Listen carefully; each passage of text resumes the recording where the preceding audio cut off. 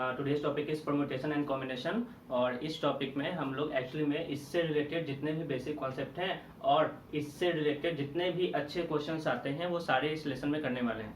इस पूरे प्लेलिस्ट में परम्यूटेशन कॉम्बिनेशन के बेस्ट क्वेश्चन का कलेक्शन मिलने वाला है आपको। तो सबसे पहले permutation and combination is all about counting, ये बेसिक कॉन्सेप्ट है इसका। ये परम्यूटेशन कॉम्बिनेशन जो न्यू टॉपिक है, जिस वर्ड के बारे में आप नहीं जानते हैं, ये एक्चुअली में क्या है, इट्स ऑल अबाउट काउंटिंग। ये सिर्फ प्रिंसिपल ऑफ काउंटिंग है, चीजों को काउंट करने के तरीके। तो अब आप सोच रहे होंगे कि हाँ, काउंटिंग तो हम लोग 1 2 3 4 10 ऐसे भी कर सकते थे, बट इस टॉपिक में आपको कुछ गिवन क्राइटेरिया दिया होता है क्वेश्चन में, उस क्राइटेरिया को पूरा करके आपको काउंटिंग करने होते हैं। परम्यूटेशन एंड कॉम्बिनेशन, ये जो दो वर्ड हैं, इस दो वर्ड को अच्छे से समझने के लिए मैंने बोर्ड पर 2 क्वेश्चन लिया है। बिल्कुल बेसिक लेवल के क्वेश्चन है और इस क्वेश्चन को आप प्रैक्टिकली सॉल्व कर सकते हो। आप हाथ पर काउंट कर सकते हो कि कौन कौन से रिजल्ट होने वाले हैं। फिर भी मैंने ये 2 क्वेश्चन लिया है सिर्फ और सिर्फ इस 2 वर्ड को कंफर्म करने के लिए कि आप डिफरेंस समझ पाए कि इस 2 वर्ड में डिफरेंस क्या है। परम्यूटेशन के कैटेगरी में किस तरह के काउंटिंग को रखा जाता है और कॉम्बिनेशन के कैटेगरी में किस तरह के काउंटिंग को रखा जाता है। क्यों? क्योंकि परम्यूटेशन और कॉम्बिनेशन दोनों एक तरह का काउंटिंग ही है। ठीक है, तो किस तरह के काउंटिंग को परम्यूटेशन बोलते हैं और किस लेवल के काउंटिंग को कॉम्बिनेशन, उसके लिए मैंने यहाँ पर एक क्वेश्चन लिया है। तो सबसे पहले question number 1, in how many way you can select 2 friend for a party out of 3 friends A B and C. आपके 3 दोस्त हैं ए बी और सी, और इसमें से आपको 2 लोगों को पार्टी देना है। ये जो लिखा है ना, यही क्राइटेरिया है क्वेश्चन का। तो इस क्राइटेरिया को पूरा करते हुए और कितने तरीके से इसे काउंट कर सकते हैं, कितने तरीके से इस क्राइटेरिया को पूरा कर सकते हैं। दुनिया के हर वो पॉसिबल तरीके, वे, नंबर ऑफ वे, वो आपको काउंट करना है। तो आप मुझे बताओ, आपके 3 फ्रेंड हैं ए बी और सी। तो सबसे पहले आप किसे सेलेक्ट कर सकते हो? आप ए और बी को सिलेक्ट कर सकते हो। आपने ए और बी को पार्टी दे दिया। ठीक है, अब आप ये मुझे बताओ कि ए और बी को पार्टी दिया, इस केस में कौन नहीं था पार्टी में? सी। आपने सी को रिजेक्ट किया। तो ए और बी को पार्टी देना और बी और ए को पार्टी देना दोनों एक ही तरह का सिलेक्शन हुआ ना। अगर आपने इस ग्रुप को पार्टी दे दिया है तो ऑब्वियसली आप इस ग्रुप को पार्टी नहीं देंगे, क्योंकि ये तो ऑलरेडी वही ग्रुप है ना। तो एक ही चीजों को 2 बार काउंट नहीं करेंगे, ऐसा किया भी नहीं जाता, क्योंकि आपको एक्चुअली में काउंटिंग करना है। तो काउंटिंग करने का ये एक ही तरीका है, इस ग्रुप को आप काउंट नहीं करेंगे क्योंकि ये ग्रुप और ये ग्रुप बिल्कुल सेम है। ठीक इसी तरह दूसरा ग्रुप कौन सा होगा? ए और सी का। इस ग्रुप में कौन नहीं है? बी नहीं है, और जब ए और सी आपने काउंट कर लिया है तो आप सी और ए बिल्कुल काउंट नहीं करेंगे। क्यों? क्योंकि ये और ये तो बिल्कुल एक ही ग्रुप है ना। तो आपने इस ग्रुप को पार्टी दिया, इस ग्रुप को पार्टी दिया, और एक और तरीका हो सकता है कि आप इस ग्रुप को पार्टी दे दें, सी और बी।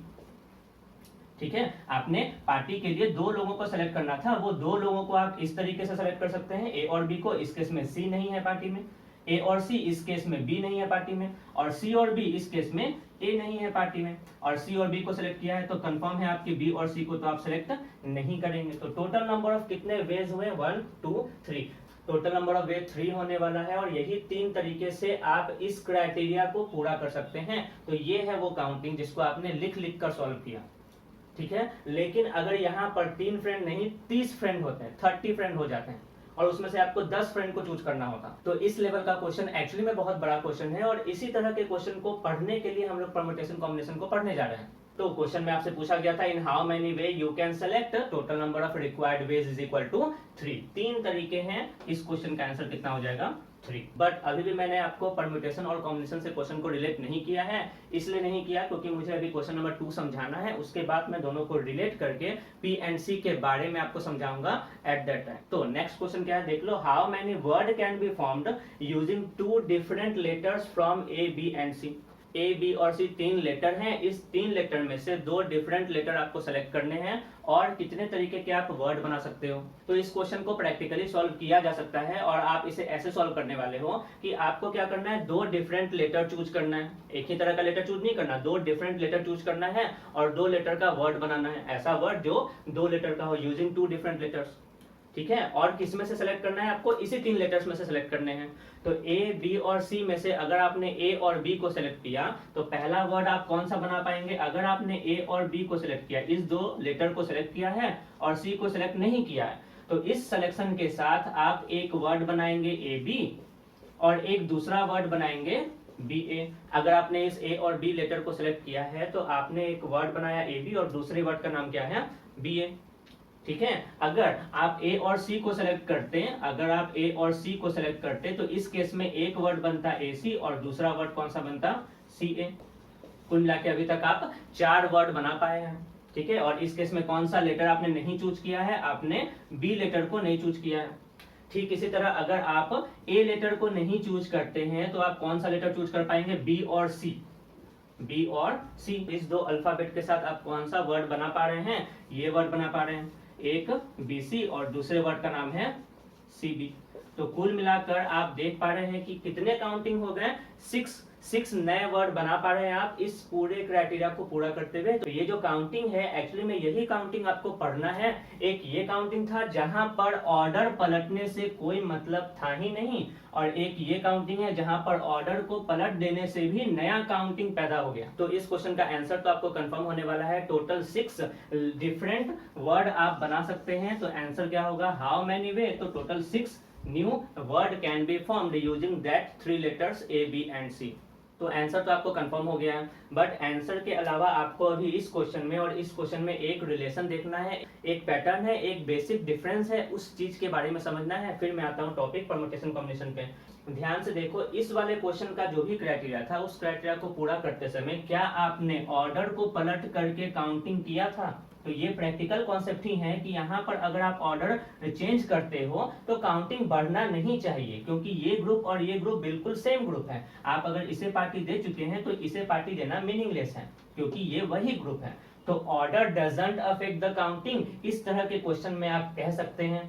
इस तरह के जितने क्वेश्चन होते हैं, मैं और एग्जांपल लेने वाला हूं, इस तरह के क्वेश्चन में ऑर्डर जो है, ऑर्डर पलट देने से काउंटिंग पे फर्क नहीं पड़ते हैं। और ऐसे जहां भी क्वेश्चन आपको मिल जाए वो क्वेश्चन एक्चुअली में, वो जो काउंटिंग है वो एक्चुअली में किस तरह का काउंटिंग है, कॉम्बिनेशन।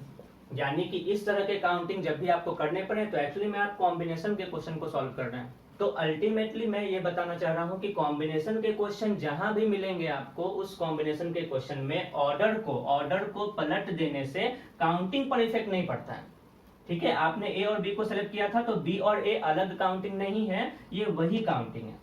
ठीक है, लेकिन इस तरह के क्वेश्चन में क्या होता है, हाउ मेनी वर्ड, आपको वर्ड बनाने हैं तो आप जानते हो कि ए और बी डिक्शनरी में अलग जगह लिखा होगा और बी और ए डिक्शनरी में अलग जगह लिखा होगा।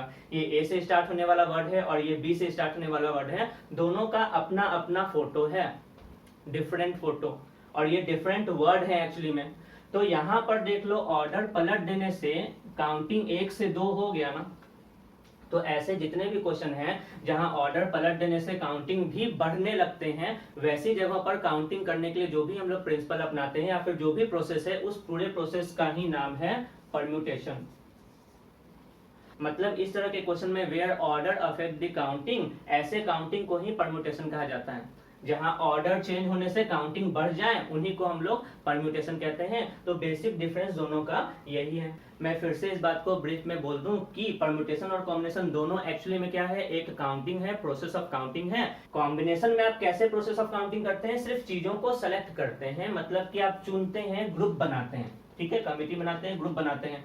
लेकिन परम्यूटेशन में आप चीजों को सेलेक्ट भी करते हैं और उसको अरेंज भी करते हैं। आपने ए और बी 2 लेटर सेलेक्ट किया और ये जितने तरीके से अरेंज हो सकते थे उतने तरीके आपने इस क्वेश्चन में लिख डाले।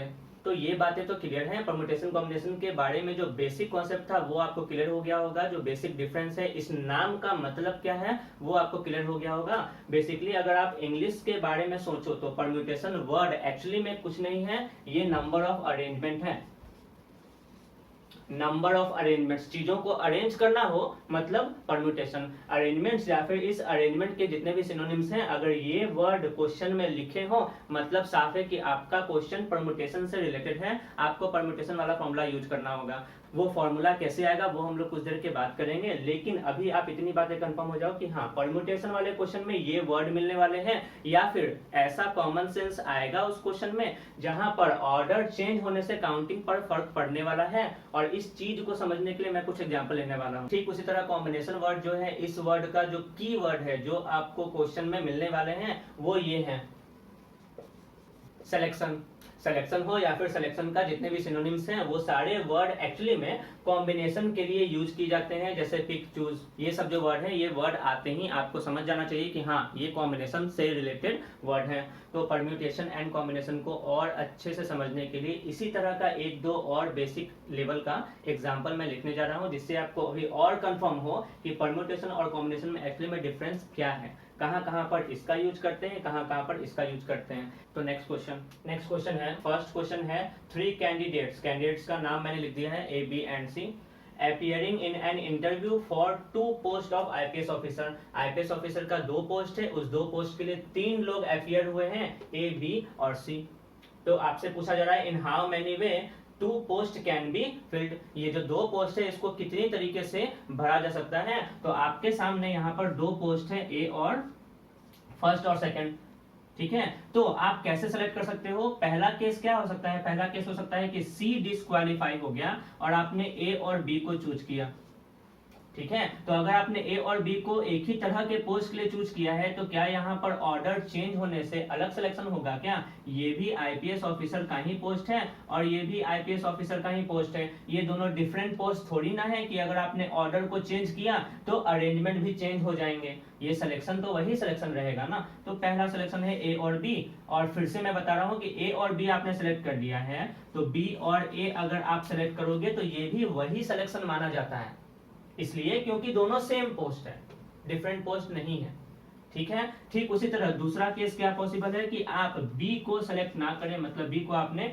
डिस्क्वालीफाई कर दिया, तो इस बार कौन से सिलेक्शन होने वाले हैं, A और C, ये भी उसी पोस्ट के लिए है आईपीएस ऑफिसर के लिए और ये भी उसी पोस्ट के लिए आईपीएस ऑफिसर के लिए। लेकिन इस केस में अगर आप ऑर्डर को पलट देते हो तो ये भी तो वही केस है ना, ये सिलेक्शन और इस सिलेक्शन में कोई भी डिफरेंस नहीं है, तो आप इसे 2 बार क्यों काउंट करोगे?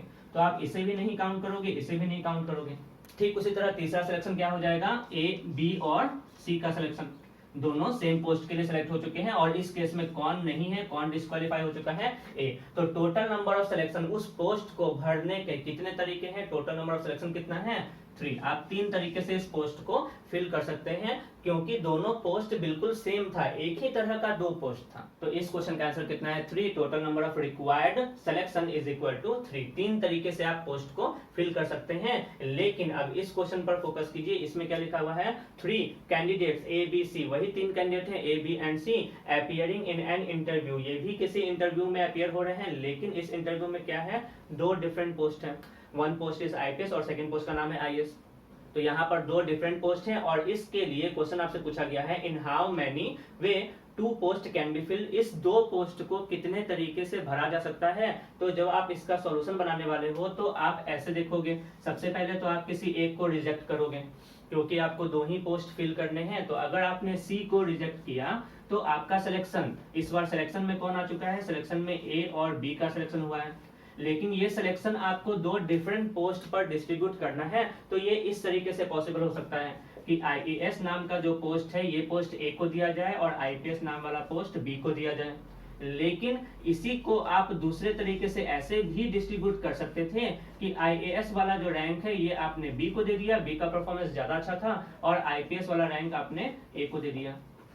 तो C के डिस्क्वालीफाई होने पर जो A और B को आपने सेलेक्ट किया था उस A और B को 2 डिफरेंट पोस्ट पर आप बांट सकते थे, A को आईएएस और B को आईपीएस को, कि पोस्ट डिफरेंट था, और इसको पलट देने से वो अगेन दूसरा काउंटिंग हुआ ना। मतलब इसी सिलेक्शन के अंदर में आप 2 तरीके से चीजों को अरेंज कर सकते हो। A B अलग अरेंजमेंट है क्योंकि यहाँ पोस्ट कुछ और है, A को आईएएस मिला है, B को आईपीएस मिला है, और B A यहाँ B को आईएएस मिला है और A को आईपीएस रैंक मिला है। तो ये 2 अलग अलग अरेंजमेंट काउंट किए जाते हैं क्योंकि यहाँ पर पोस्ट ही डिफरेंट था, जो 2 पोस्ट आपको फिल करना था वो दोनों पोस्ट ही फिल था, और आपसे वही पूछा गया है इन how many way 2 post can be filled. तो अभी तक तो 2 तरीके से फिल किया जा सकता है।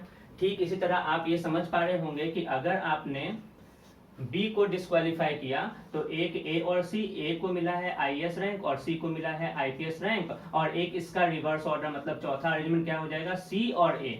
कहने का मतलब इस बार C को क्या मिला है, आईएएस रैंक, और A को क्या मिला है, आईपीएस रैंक। तो ये अभी तक 4 अरेंजमेंट हुए हैं, और इस वाले केस में किसको आपने डिस्क्वालीफाई किया है, B को डिस्क्वालीफाई किया है। ठीक इसी तरह आप देख पा रहे होंगे कि 5 और 6 दो और अरेंजमेंट मिलेंगे, कब? जब ए को डिस्क्वालीफाई कर दिया जाए तो बी और सी का सिलेक्शन होगा इस तरीके से, बी को मिला आईएएस रैंक और सी को मिला आईपीएस रैंक। ठीक उसी तरह सी और बी भी एक न्यू सिलेक्शन काउंट किया जाएगा, क्योंकि इस बार सी को एक पॉसिबिलिटीज ये भी है कि सी को आईएएस रैंक दिया जाए और बी को आईपीएस रैंक दिया जाए। तो इस तरीके से आप देख पा रहे हैं टोटल 6 डिफरेंट मेथड हैं फिल करने के उस दो पोस्ट को। क्यों? क्योंकि वो दो पोस्ट ही डिफरेंट पोस्ट था और यहाँ पर वो दोनों पोस्ट सेम था। तो इस क्वेश्चन में ऑर्डर को पलटने से काउंटिंग पे फर्क नहीं पड़ा था, वो सेम काउंटिंग था। तो ऐसे वाले क्वेश्चन किस कैटेगरी में आते हैं? कॉम्बिनेशन में, क्योंकि यहाँ पर चीजों को सिर्फ आपको सेलेक्ट करना होता है, उसे सेलेक्ट करने के बाद फर्दर अरेंज नहीं करना पड़ता है, अरेंज करने की जरूरत नहीं पड़ती है, ऐसा सेंस लिखा होता है क्वेश्चन में। ठीक है, और इस क्वेश्चन में वो सेंस था टू पोस्ट मतलब दो post of IPS officer, same post है, सेम रैंक का पोस्ट है। तो यहाँ पर उसको लेफ्ट और राइट अरेंज करने से आपके काउंटिंग पे फर्क नहीं पड़ने वाला है। तो ये कॉम्बिनेशन का क्वेश्चन है। लेकिन जब इसी एग्जांपल का एक और रूप मैंने आपको दिखाया जहां पर पोस्ट दोनों सेम नहीं थे, डिफरेंट पोस्ट था, तो यहाँ पर ऑर्डर चेंज करने से अरेंजमेंट भी अलग अलग हो गया। मतलब पोस्ट को फिल करने का तरीका जो आपसे पूछा गया था वो तरीका, ये एक अलग तरीका है और ये एक अलग तरीका है। ठीक है, तो यहाँ पर ऑर्डर चेंज होने से काउंटिंग देखो बढ़ गया है। तो ऐसे वाले क्वेश्चन जो है वो आते हैं परम्यूटेशन में। ठीक है, क्योंकि इस परम्यूटेशन वर्ड का एक्चुअल मीनिंग ही होता है अरेंजमेंट। तो ये तो आपने अरेंज ही किया ना, ए और बी को सेलेक्ट कर लिया और सेलेक्ट करने के बाद आपने दिमाग लगाया कि इस सिलेक्शन को कितने तरीके से फर्दर अरेंज किया जा सकता है। तो आपको ऐसा लगा कि एक बार ए को आईएएस रैंक दिया जा सकता है और बी को आईपीएस, और ये भी हो सकता है कि ए को आईपीएस दिया जाए और बी को आईएएस। तो ये दोनों डिफरेंट अरेंजमेंट है। ठीक उसी तरह आपने यहाँ और यहाँ पर किया।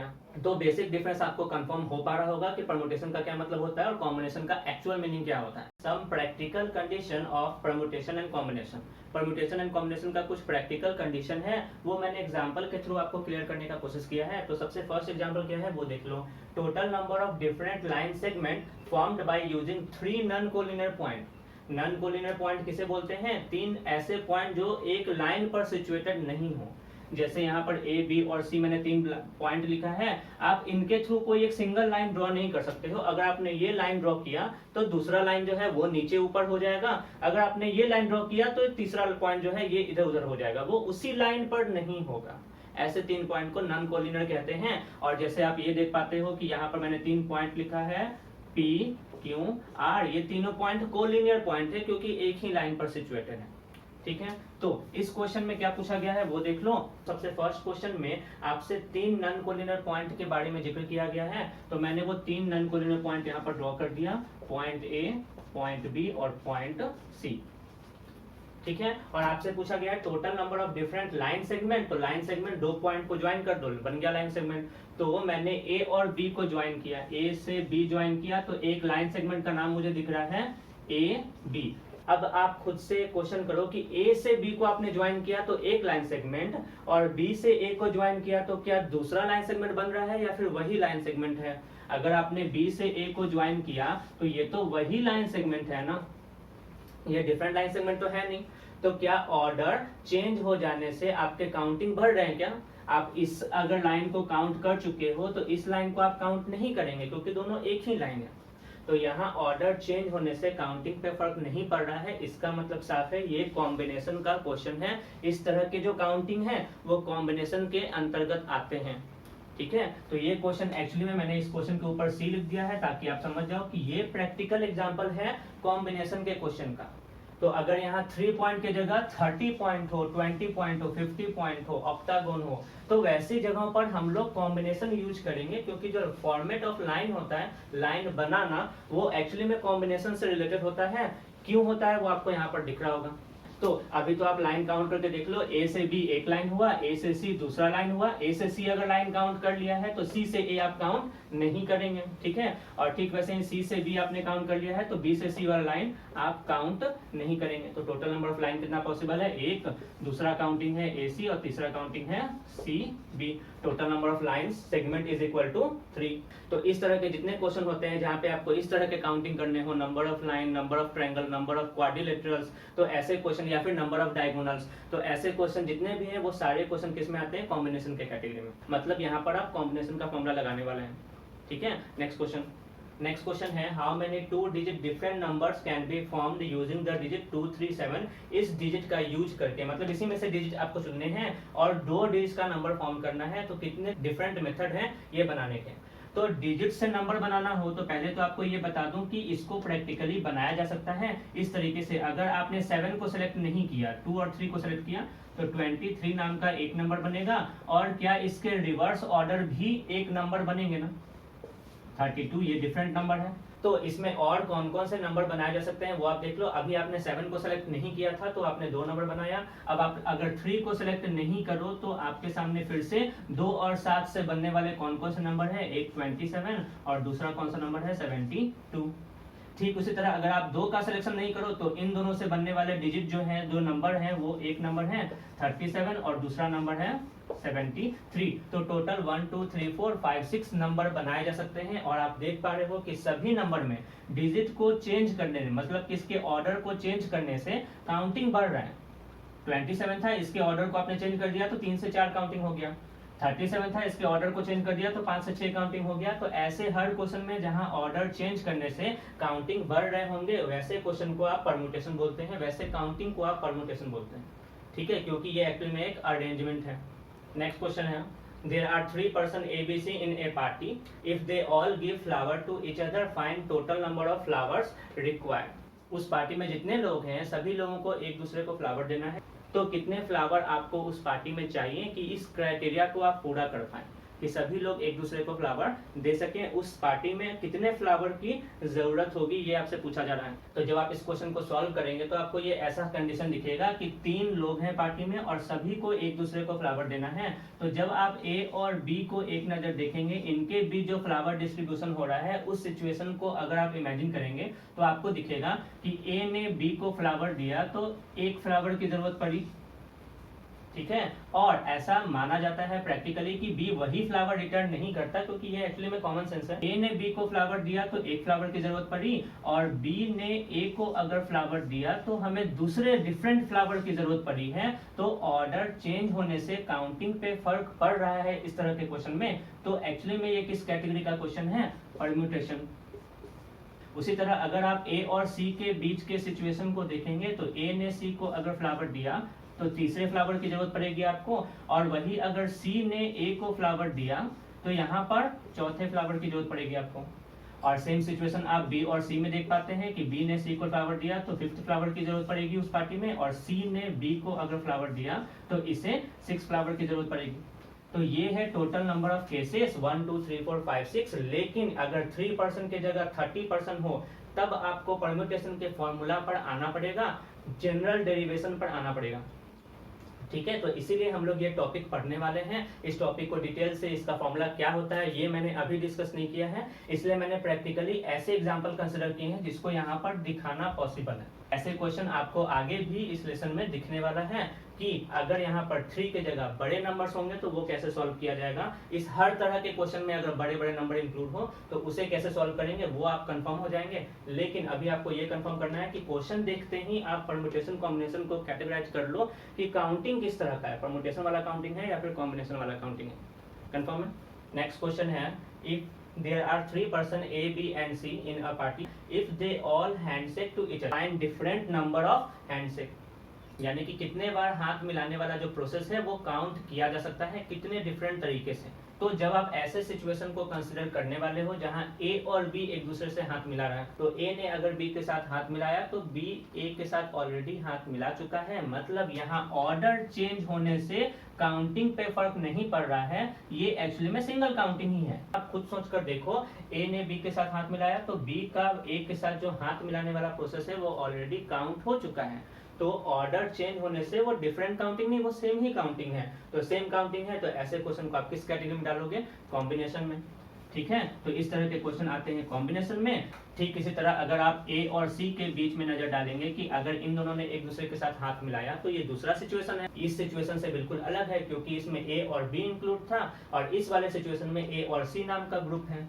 ठीक है, तो ये हुआ डिफरेंट प्रोसेस। और ठीक उसी तरह एक लास्ट सिचुएशन ये होगा इनके बीच में। तो कुल मिलाकर कितने काउंटिंग हो गए? 3। तो एक्चुअली में ये क्वेश्चन किसका था?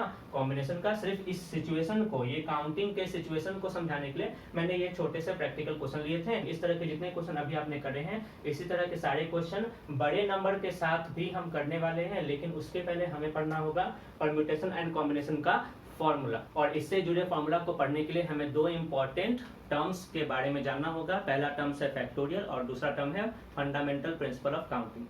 नेक्स्ट बेसिक टर्म है फंडामेंटल प्रिंसिपल ऑफ काउंटिंग। ये जो फंडामेंटल प्रिंसिपल ऑफ काउंटिंग है, एक्चुअली में ये पूरे परम्यूटेशन कॉम्बिनेशन का बेस है, और इसी का हेल्प लेकर, इसी प्रिंसिपल का हेल्प लेकर हम लोग चीजों को काउंट करेंगे। सबसे पहले लिखा है principle of multiplication. If one word can be performed in m ways, किसी एक ऑपरेशन को m तरीकों से परफॉर्म किया जा सकता है, and corresponding to each way of performing first operation. First operation को परफॉर्म करते समय जितने भी तरीके थे, मतलब m तरीके थे ना, सारे तरीकों के कॉरेस्पॉन्डिंग, हर एक तरीके के corresponding a second operation can be performed in n ways.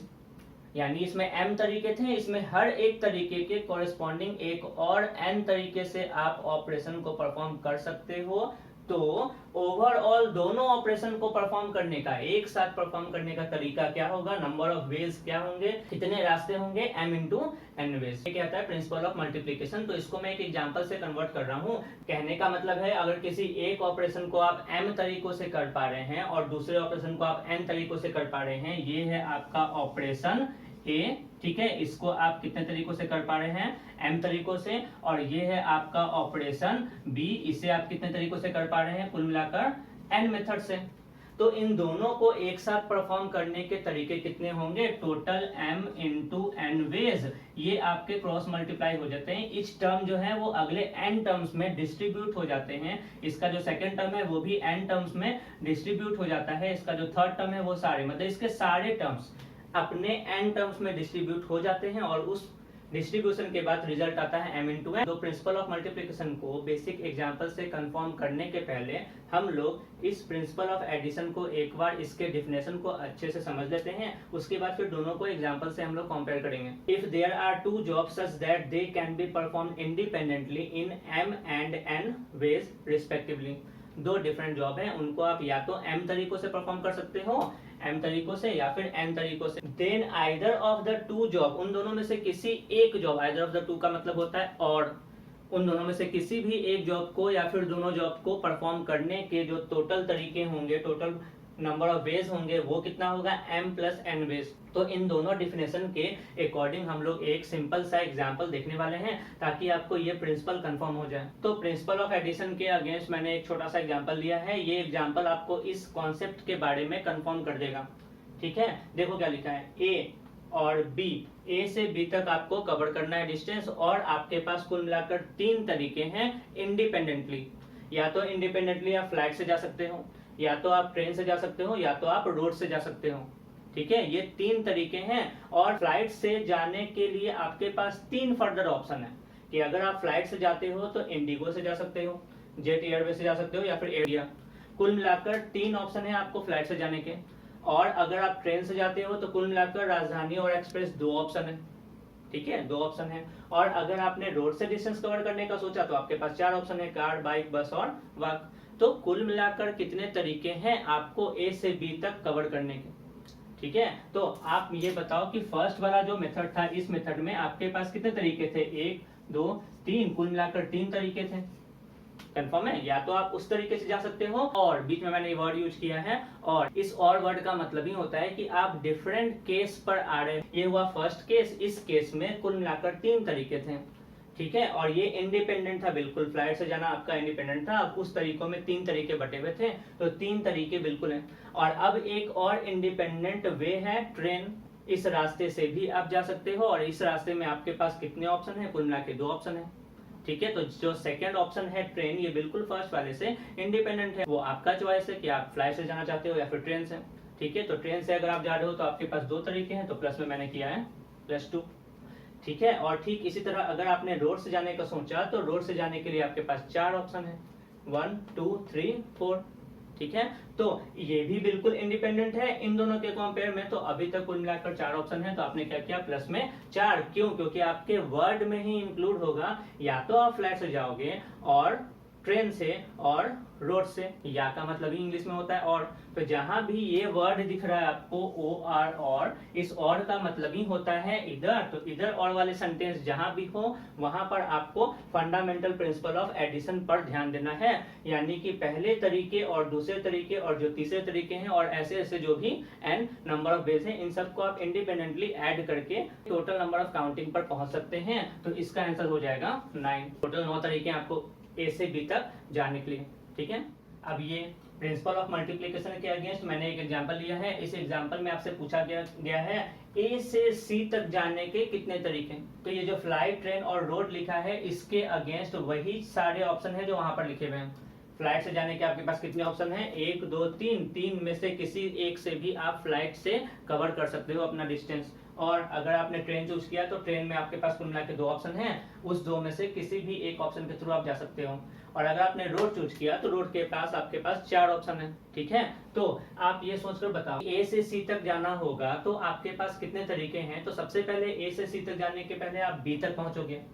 तो ए से बी तक पहुंचने के लिए आपके पास कितने तरीके थे, कुल मिला के 9 तरीके थे ना। आप 9 तरीकों से ए से बी तक जा सकते हो, ठीक है। तो उस 9 तरीके में से मैंने एक तरीके के बारे में आपको बताया। तो यहाँ पर जो 9 तरीके लिखे हैं, इसमें से मैंने एक तरीका लिखा है आपके सामने कि आप सपोज कि फ्लाइट चूज किए हो और फ्लाइट में भी कौन सा, इंडिगो।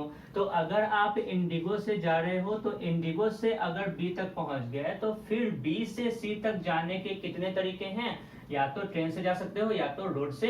ये बहुत ज्यादा डेवलप नहीं है, यहाँ पर क्या है, सिर्फ ट्रेन और रोड फ्लाइट नहीं है।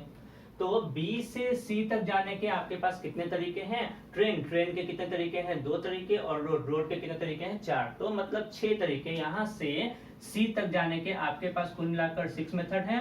तो अब आप देख लो कि अगर आपने यहाँ पर फ्लाइट चूज किया था और फ्लाइट में इंडिगो चूज किया था, तो इस इंडिगो से आप जैसे ही B पर पहुंचे तो 6 और तरीकों से आप C तक पहुंच सकते हैं। ठीक इसी तरह फ्लाइट में अगर आप इंडिगो चूज नहीं करते, जेट एयरवेज चूज करते, तो फिर उस एक तरीकों में आप बी पर पहुंच जाते और इस बी से वापस सी तक पहुंचने के फिर से कितने तरीके हो जाते हैं, 6।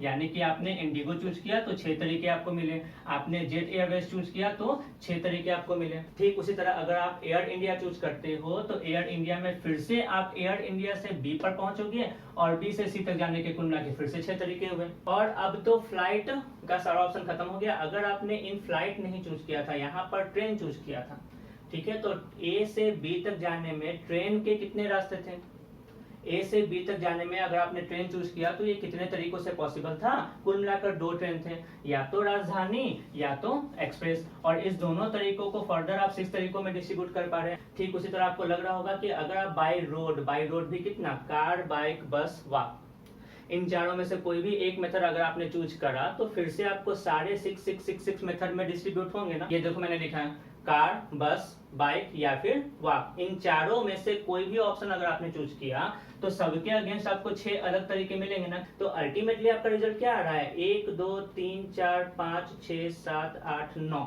9 टाइम्स 6 को ऐड करना है। तो 6 को 9 टाइम्स ऐड करने से बेटर है कि 9 को 6 से मल्टीप्लाई कर दीजिए। और ये 9 वही है जो इस वर्क को, इस जॉब को कंप्लीट करने का तरीका था।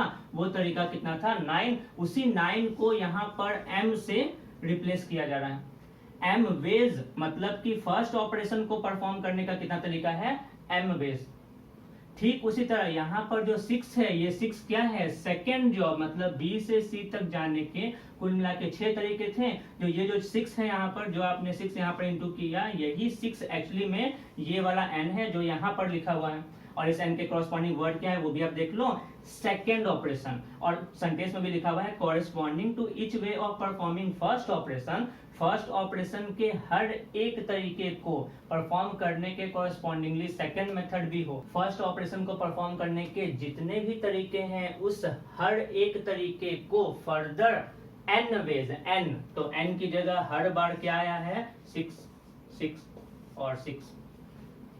यानी इस वाले जॉब के हर एक तरीके को फर्दर n तरीकों से अगर डिस्ट्रीब्यूट होना पढ़ रहा है तो ऐसा वाला जो केस होता है, यही case fundamental principle of multiplication में आता है। और इस मल्टीप्लिकेशन में आप इस दोनों केस को एक्चुअली में मल्टीप्लाई करते हो, और ये अगर फर्दर और आगे बढ़ रहा होगा कितने भी तरीकों से, तो वहां भी आपको इसी चीज को मल्टीप्लाई करके जनरली ये फॉर्म अपनाना होगा।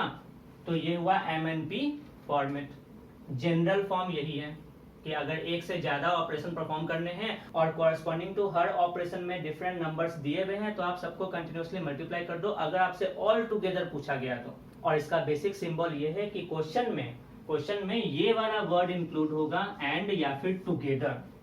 जैसे वहां पे और इंक्लूड होगा, इस वाले क्वेश्चन में एंड इंक्लूड रहेगा। कंफर्म है? तो अब इस दो प्रिंसिपल से रिलेटेड, जो प्रिंसिपल ऑफ एडिशन और प्रिंसिपल ऑफ मल्टीप्लिकेशन है, इससे रिलेटेड मैं एक दो क्वेश्चन आपको कंफर्म करके दिखा रहा हूं, जिससे आपको इसके बारे में और कंफर्मेशन मिल जाए। और उसके बाद हम लोग वापस से आएंगे परम्यूटेशन एंड कॉम्बिनेशन के फॉर्मूला पर। तो दो एग्जांपल मैंने लिखा है कॉरेस्पॉन्डिंग, आपको सिर्फ समझाने के लिए कि ये फंडामेंटल प्रिंसिपल ऑफ काउंटिंग में जो दो चीजें होती हैं, ठीक है, प्रिंसिपल ऑफ एडिशन और प्रिंसिपल ऑफ मल्टीप्लिकेशन, कहां पर आपको ऐड करना होता है, कहां पे आपको मल्टीप्लाई करना होता है, ये समझने के लिए मैंने एक छोटा सा एग्जांपल यहाँ पे कंसीडर करा है। ठीक है, सबसे फर्स्ट एग्जांपल में क्या है वो देख लो। A student has to select a letter from vowels, vowels में से उसे एक लेटर सेलेक्ट करना है, एंड बीच में एंड लगा है, ठीक है, मतलब प्रोसेस अभी जारी है।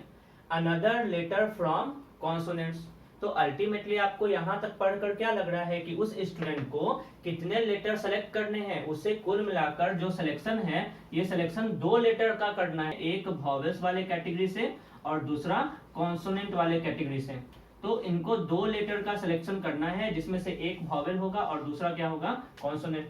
तो ये सिलेक्शन कंप्लीट करने के लिए इस फोटो में दो जगह फिल करना पड़ेगा आपको लेटर, एक जगह वॉवेल और दूसरी जगह कॉन्सोनेंट। तो इस क्वेश्चन का कॉन्सेप्ट ये है कि एक student has to select a letter from vowel, तो टोटल वॉवेल्स होते कितने हैं, कुल मिलाकर 5 वॉवेल होते हैं, A-E-I-O-U।